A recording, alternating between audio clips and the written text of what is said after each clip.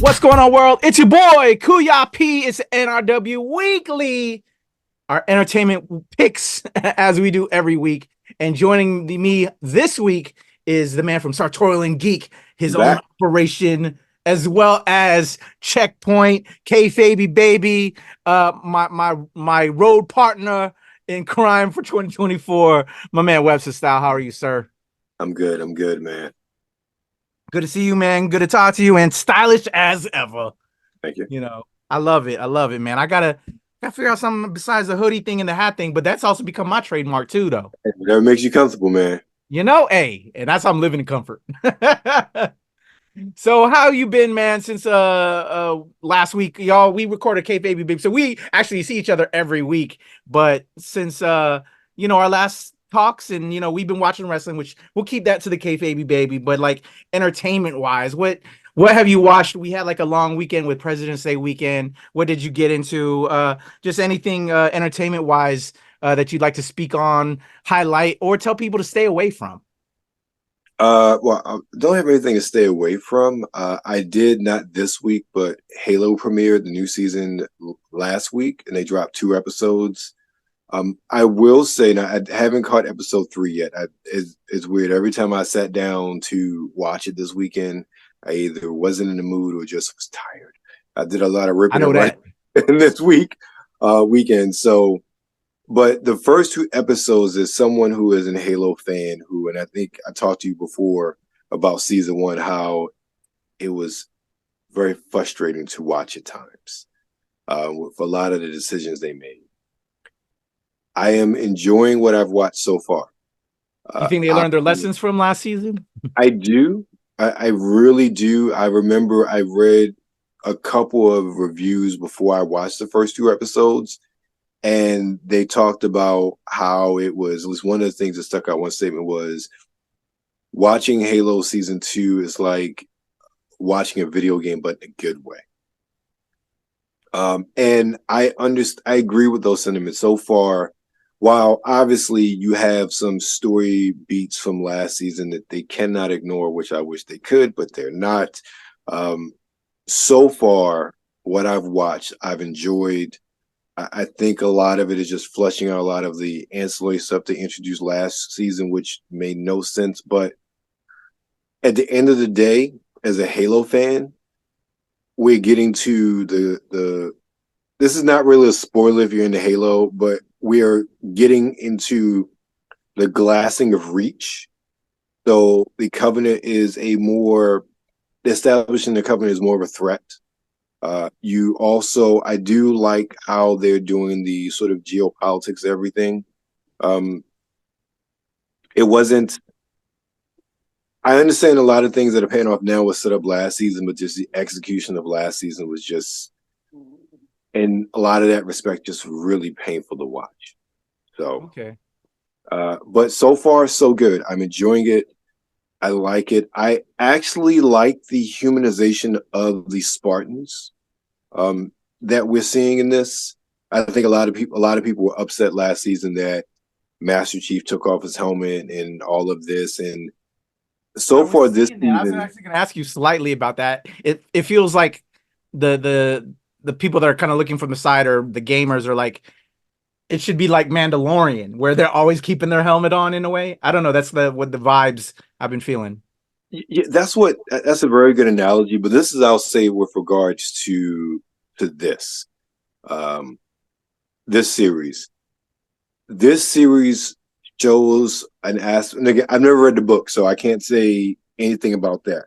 But I think this series shows an aspect of Spartan life that at least the games never really delve in. And I know that they had that Forward in the Dawn sort of movie, and I remember watching that, and that was a lot of as the Spartans were like, Kid Spartans, not Master Chief, but the world's new kids in a Spartan program. So you saw their camaraderie, you saw their downtime, but you didn't see them as adults. They were recruits in the program. So seeing the teamwork of the Spartans, both during combat and outside of combat, that camaraderie, I think them removing the armor is a whole lot more effective in illustrating that. because it translates to how they operate in the field together. So I like that. I will say this too. And if I remember correctly, I think Master Chief's supposed to be like 7 feet tall or whatnot. And obviously, Pablo Schreiber isn't 7 feet tall, but I do like the camera and how they use the camera to make him seem taller than what he is in many respects. I don't think he ever comes across to me as 7 foot tall or what have you, but he comes off as a individual that towers over most of the other normies that he comes in contact with. But they're starting off very good. I haven't watched episode 3 of this season, but the first 2 episodes have definitely started a redemption arc for me as far as what they did last season. Okay, I'm excited to check it out. I like many, I guess. I fell off a little bit, during season 1. Meant to go back, just never did. But I'm intrigued by season 2 and the word I'm hearing as well on the street. So hearing your words are good to hear. I also know you went to KatsuCon, brother. Yes. I know you're gonna have coverage on Sartorial and Geek. You want to talk a little bit about KatsuCon real quick? Yeah. It's I was there for a good time, short time, but not a long time. So I was in and out of KatsuCon. That was my first one, and it's big. I didn't know it was your first one.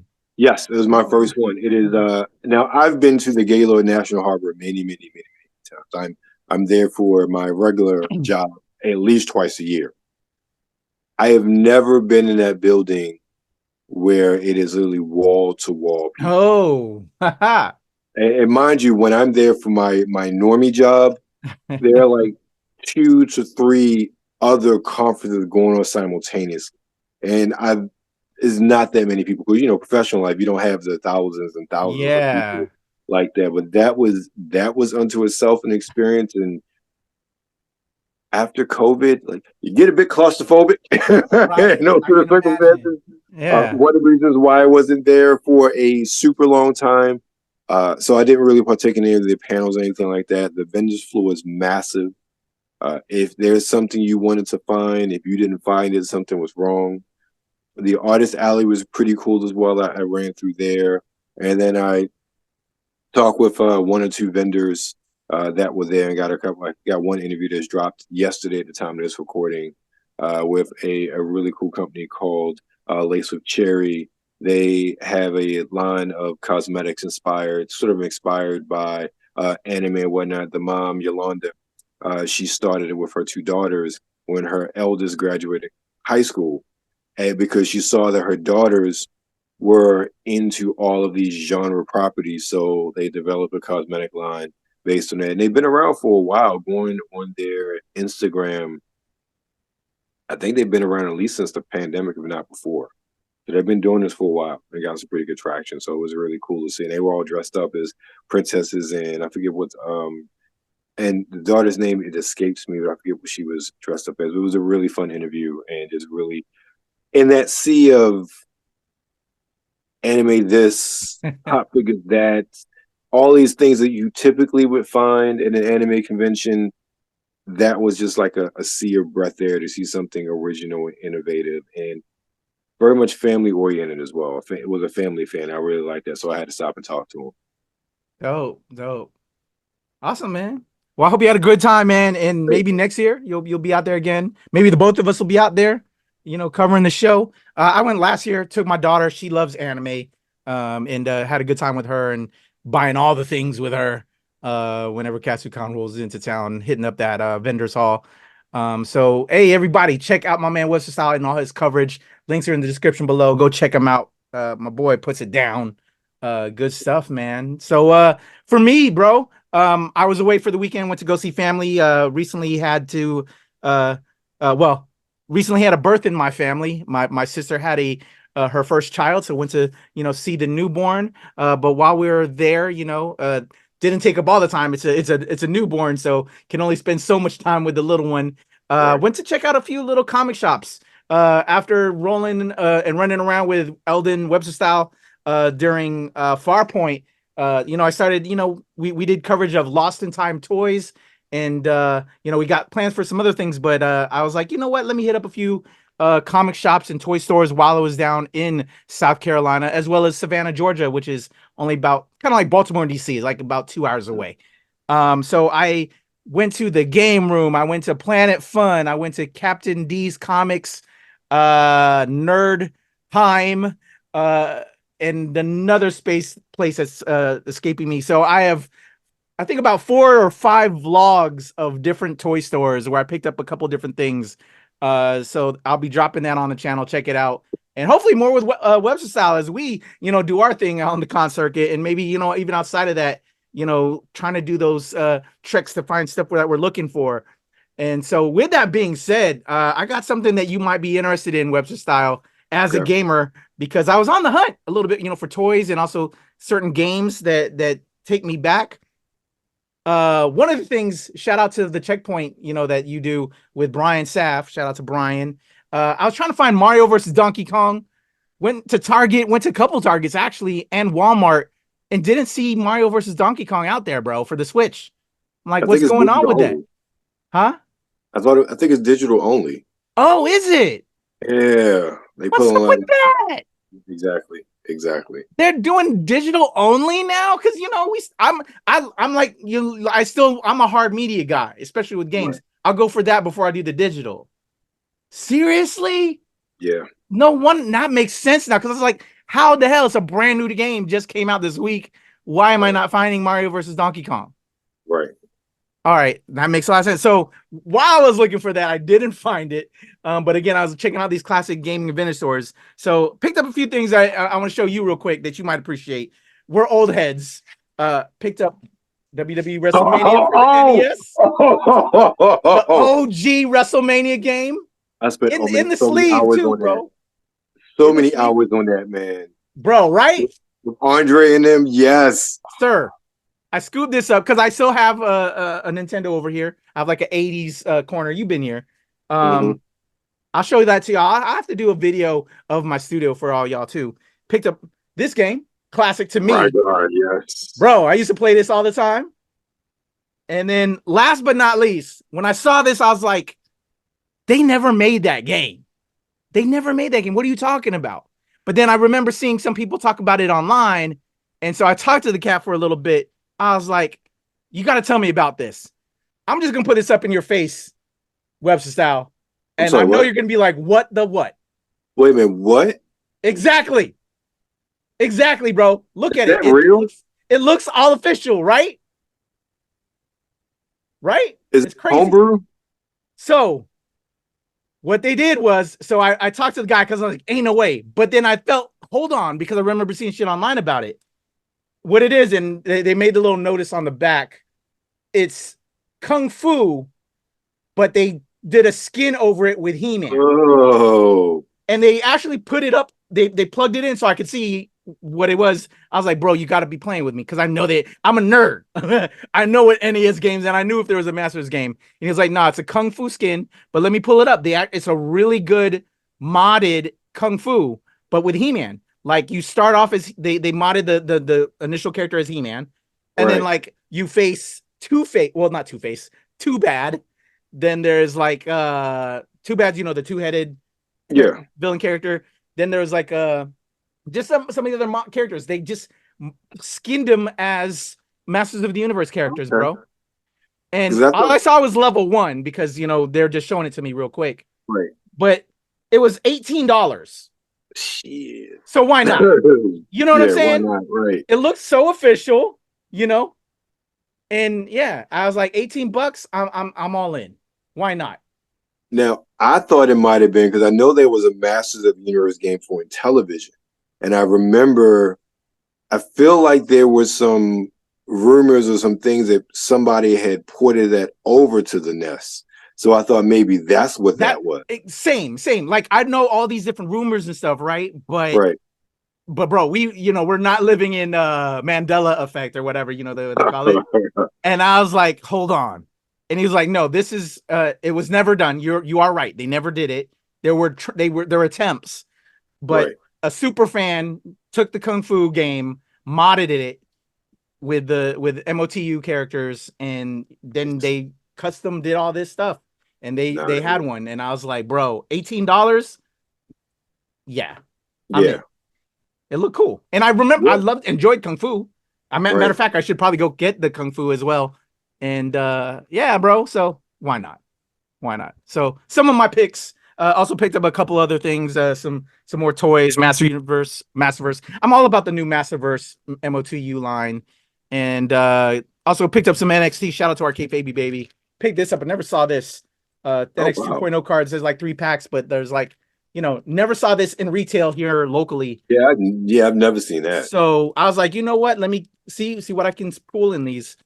So I'll be doing a what's in the box or what's in the pack with that. So yeah, man, some cool stuff. Being a nerd, having fun, good times, and seeing the newborn.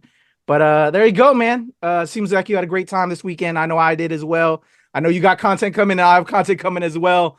So stay tuned, y'all. Make sure you're following my brother Webster Style as well as the NRW. We got content coming out of our all over all of our orifices, right? If you will, oozing. So speaking of oozing, let's head to the entertainment picks this week, brother. You ready to see what I'm thinking about and recommending for people to check out this week? Sure. All right, brother. First up, I have coming to theaters a little film by one of the Coen brothers. It's called Drive Away Dolls. Let's check this out.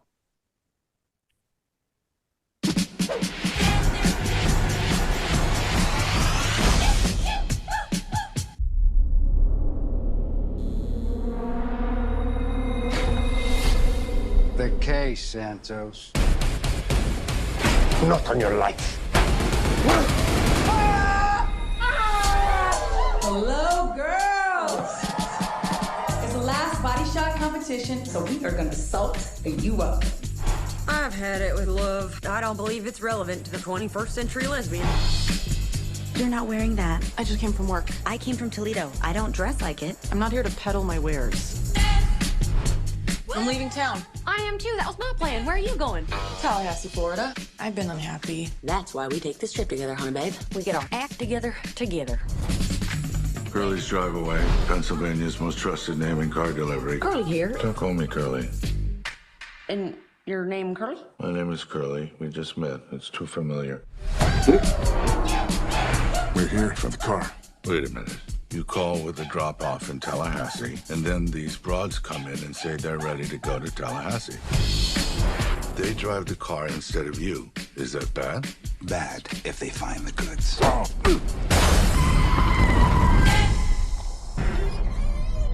What? You should see what's in here. I bet it's locked.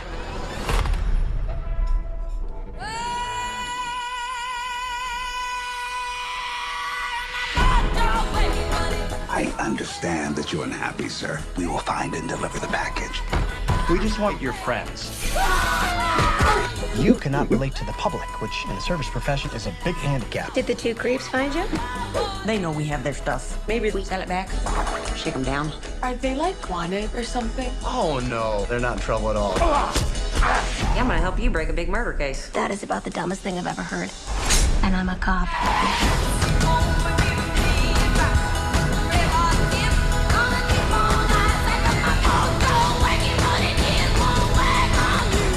Who are you? Democrats.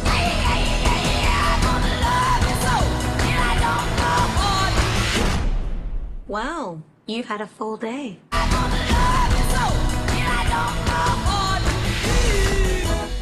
right, there you go. Coming to theaters from Focus Features. Drive Away Dolls, man. Definitely an indie film. Yes. Quirky. And has a bunch of stars in there and just people that I respect. Ethan Coen, Matt Damon, Pedro Pascal, our new Mr. Fantastic, and just a bunch of young stars that look, it's something I like when I'm looking for something different. It has all of those qualities. What about you? Yeah. I think I saw the trailer for the first time 2 weeks ago. Went to see Casablanca. So they showed a bunch of trailers before the movie and I saw it. I'm like, okay, I definitely get a better appreciation for the trailer, watching on the big screen compared to when I've watched it subsequently on YouTube. It looks fun and quirky, definitely. It seems like a Coen brother affair, and all of the A-listers that are there just, really help to cement the overall story, but definitely looks interesting and quirky. Yeah, Yeah, it has all those things. I haven't seen it yet. I will be seeing it. My press screening for it is actually on the day of its release. They didn't do it beforehand. They're actually throwing a party here in DC, so I'll have my review as people will be seeing it, or if they don't see it yet, opening weekend, y'all, I'll have my review opening weekend of this release. But yeah, I'm curious of it, and its pedigree seems really good. So super excited for Drive Away Dolls. Before we head to the next film, though, because we saw the man in there, our Mr. Fantastic, since we last recorded Webster Style, Pedro Pascal is our Mr. Fantastic. There was a Valentine's Day MCU, which was very nicely done. Awareness, a little poster with who this new cast is. I haven't talked to anybody else about this. What do you think about the new Mr. Fantastic Four cast? I mean, they fit. They definitely fit. I just want the movie to be good. That's my only concern. I just want it to be good. And I say this as someone who is, I've never been a Fantastic Four fan. I can't even say there's any run of the book I really read when I was reading books, especially like in the 90s, the one that I was in the X-Men and Spidey. I think the only time I got into the Fantastic Four when we got that new Fantastic Four with Wolverine and Ghost Rider and Spidey. Same. And that's like the only time I got it. But I've always appreciated the history of it, what they mean, and also that family dynamic. It's always so unique, not just the Marvel universe, but comics as well, across the board. So when it's done right, it's good. Like I know some people say, I'll go to the 90s Fantastic Four cartoon. That was probably my biggest introduction into the Fantastic Four. We all remember that theme song if you watched that in the Iron Man cartoon. I always thought that was enjoyable for 90s fare. I know that the sort of anime-ish cartoon they did maybe about 10, 15 years ago, people thought that was pretty well done as well. And honestly, I enjoyed the first Tim Story Fantastic Four movie as well. I thought that obviously it's a different time as far as superhero movies go, but I thought they did a really good job of encapsulating the family dynamic and the quirkiness and silliness of the Fantastic Four. Now, the second one, the whole Silver Surfer makeup and whatnot, that just really killed any momentum that they had from the first. Yeah, and I stayed away from that last one they did with Trask, especially not Trask, I think it's the director's name, with all of the behind the scenes turmoil, how they did reshots. And I was like, if that's what they did, I already know it's as bad as they say it is. So I was like, I'll stay away from this. So I'm really hoping for a home run with this one, because I think that the Fantastic Four is such a unique property in Marvel, and it's such a unique property in the MCU. Like them in this, they're not Deadpool, but Deadpool is so different than anything else that they've done, in my opinion. So I'm just thinking of, okay, this is something they could really just, as a clean slate, they could do something really different, unique with, really going back to, and it's hard because you have the Stan Lee, Jack Kirby era. Who is it? What did John Byrne do Fantastic Four for a while? Yes. Yeah. So he did it for a while. I know his era, and then what? Who's the guy that did it recently? Got all this acclaim. I want to say not his name. I know it's not Brian Michael Bendis. It's one of the other more prolific writers past me. I forget, his name escapes me, but I heard good things about the run that he had. My question is, when is it set? Some people have theorized that it's set in the 60s based on the trick or the artwork that was released. Like on one hand, I'm like, okay, they give them a clean slate. On the other hand, it's where the hell have they been since then? So there are too many questions there for me if they put it in the 60s, but I'm excited for it. I just want Marvel to right the ship. That's all I gotta say. Okay. I'm intrigued. I think great cast, definitely a lot of acting power there. So I think they're really going to do a character piece, and hopefully I would like for it to be period, but then they can move it around with it being, we have a multiverse. We can take it in different places. the characters themselves, their power sets. You know, they can. And they're known for going to different dimensions. So yeah, it'll be very interesting how it all comes together. But with the cast, I'm super excited, just because of their skills. Not to disrespect any of the other previous teams and actors that we've had. This seems pretty sweet with this cast. So very intrigued, man, with this makeup. So thank you for sharing, man, about that, because we hadn't talked about it yet on the channel since that announcement was made. So there you go, y'all. If you want to talk Fantastic Four with us, hit us up in the comments below. But let's move on to the next pick this week. For this one, Webster Style, got a lot of word about this in recent months for the award season. It was Italy's top film that they put into cons and into the the award conversation. I attended a couple of press conferences for this film, and I've had the screener for forever. I still haven't watched it yet. I'm actually going to screen it tonight in preparation for my picks and discussions on WTOP. But I'm really curious about this one, and from the press conferences and watching the trailers and all of the things I've heard about this, I'm really excited for this one because it's something I don't think we know a lot of as Americans, and for Black Americans, with it being Black History Month. This is about how Africans went from Africa to Italy. Hearing that, I know we talk about here in the States, about the plight of African Americans and coming here, but we really don't know the stories of other countries, and then they're traversing to other countries, and all of that in the trades and all that stuff. So very intriguing, I think, and for me and my family, how we like to learn about Black history, we want to know all encompassing, outside of just the States and everywhere, and how it affected all of us, and how it's not just Black history, it's all of our history, and we should all know it. So important. So I'm very intrigued by this one. It's called Io Capitano. Here we go. Assalamu alaikum sunu mami. Ñu ngi leen di nuyu bu baax. Ndax dañuy waaj a dem benn voyage. Dañu ñëwoon fii pour sàkku si ay ñaan. Dama ragal wax ko. Dama ragal kay, dama ragal. C'est ça, avoue la. Tu t'imagines nga nekk stade bu mag. Yow lii sax xel mi kan moo ko ci def? Gis nga fii ma nekk, fi laa bëgg nga nekk fii bokk li ñuy nooyi ma ak yow. Dana yaakaar ni Europe moo gën a Afrique. Bu fekkee da ngeen a bëgg a dee dem leen. Seydou! Mais dana dof wala lan? Te bu ñu fi bàyyi ñuy dee si désert. Argent brisant!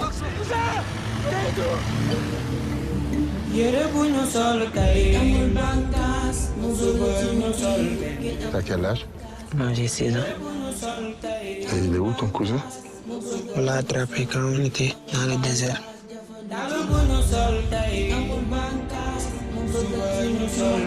Mais li tax nga doon wax bu ñu ñëw tamit lii la xoolal li ma deewee Sénégal man moo ma gën a. Booy doo dee maa ngi nii booy kaw baa ngi nii booy yegg si nañ ba pare booy.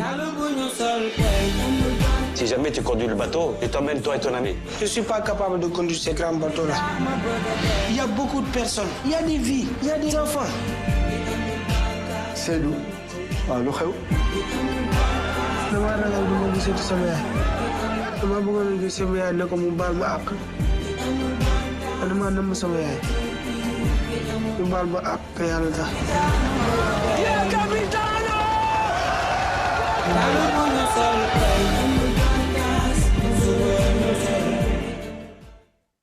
All right, there you go. Io Capitano. What you think? That's very intriguing. Yeah, I am. I'll kind of equate that to the plight of sort of immigration, what's going on here, and I think we often hear about those of our brothers and sisters that are coming from Central and South America, and the sort of the pitfalls that they have to traverse to get here. Especially you think further down South America, how they literally trek through the jungles of Panama all the way up to the Yucatan and everything. You don't ever think about, you hear about the boats and whatnot going to Europe, and you don't hear about what these individuals traverse through just to get to that point. And what conditions that some of them are in to, go like, hey, I want to go to Europe and try to make a better life there, and to see something like captured on screen. In my opinion, I think it's something we all need to see, because I think that, and then even speaking from my own political discourse in our own country, we forget about our own humanity, and stories like this constantly remind us of our humanity and the humanity of others. Well said, brother. Well said. I couldn't have said it any better, man. I think you and I come from, as people of color, that we know the struggle and the plight. And I don't ever want to not still be mad, to be honest. We should stay mad, because I know for myself and my family, I've seen so many relatives die. I had a family member in the Philippines that did everything in their power to do it the right way, to come over and put in the papers, do everything. I had a niece that, was suffering from an ailment that could have been cured in the States. They did everything in their power to get her over. And right when the last minute decision, they thought about doing it illegally. But before they could even do that, she passed away. And it's heartbreaking. There's many stories like that, but just, we won't get on the soapbox, and we know how everybody's like, stop the borders and blah, blah, blah. I feel some kind of way about that, because if we know the history of America, we shouldn't even be here. Right.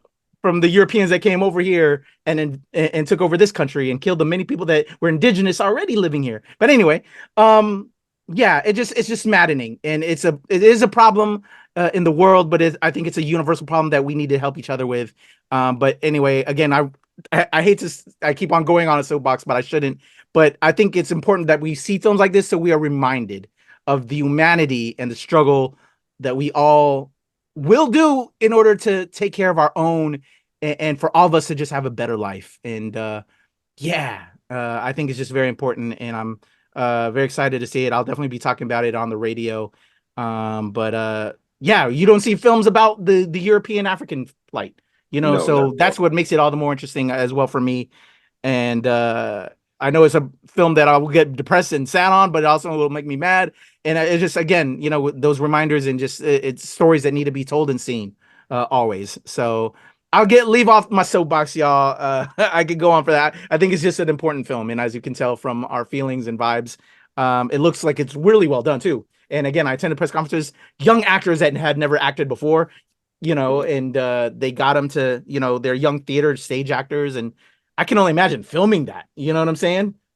It had to be insane logistically. And the language barriers there, but it looks like a lot of them already knew how to speak Italian as well. Looks amazing, sounds amazing. It's crazy. But to shift gears for the top pick, I know this is a series a lot of people have been looking forward to. I know I auditioned for the film version of this, but at that time they didn't want to exactly put the people that they were depicting, that was based on a cartoon manga, on the screen. They wanted to whitewash it.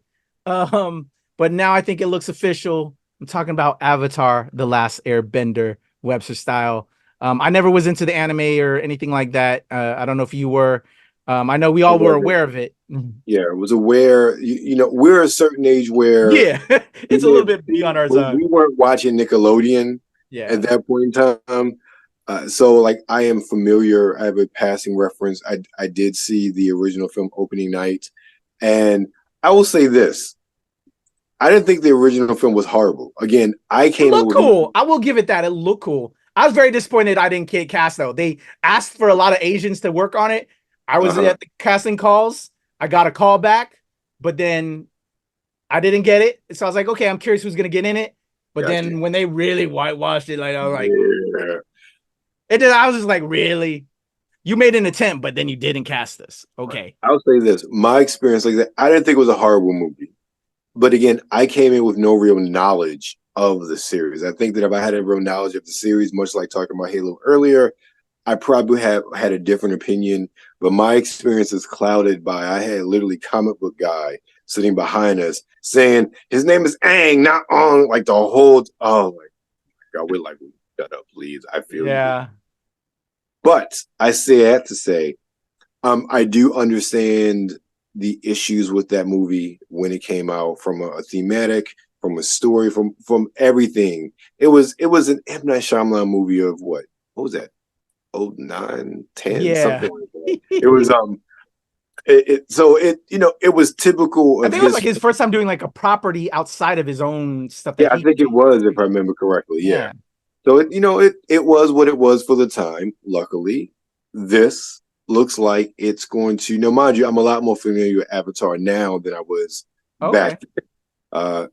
So I'm looking forward to this depiction, because I will say this much, and again, I still haven't watched all of One Piece, but so far Netflix is getting their adaptations right. They were just bad for a while, but it seems like they're starting to get their stride.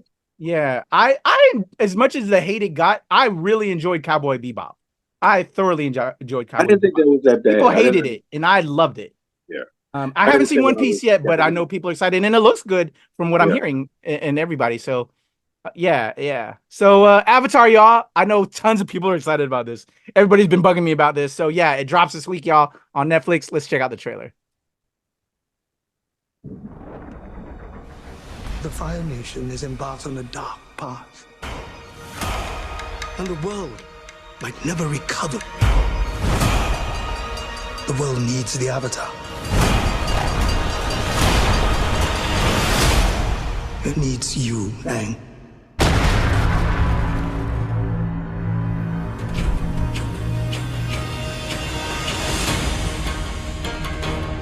The Fire Nation has destroyed everything in their path. If the world is gonna have any chance, it's gonna need Aang. I mean, it looks like it's the cartoon thing to life, and I'm here for that. Right. There goes the savior of the world.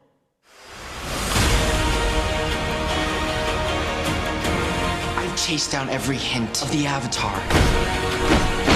It's my destiny. I'm not someone who can stop the Fire Nation. I don't want the responsibility. You don't have to do this alone. You have me, Tara, and a flying ball of fur. What more do you need?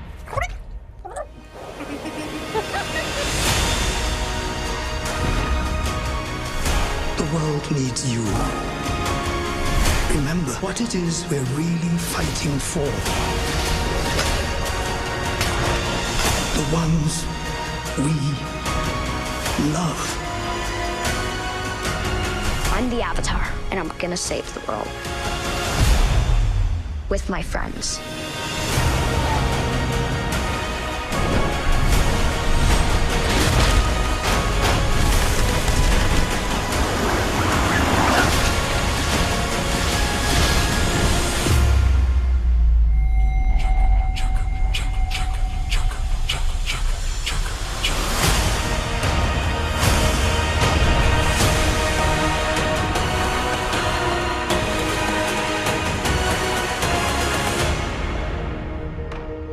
All right, there you go. Avatar: The Last Airbender coming to Netflix.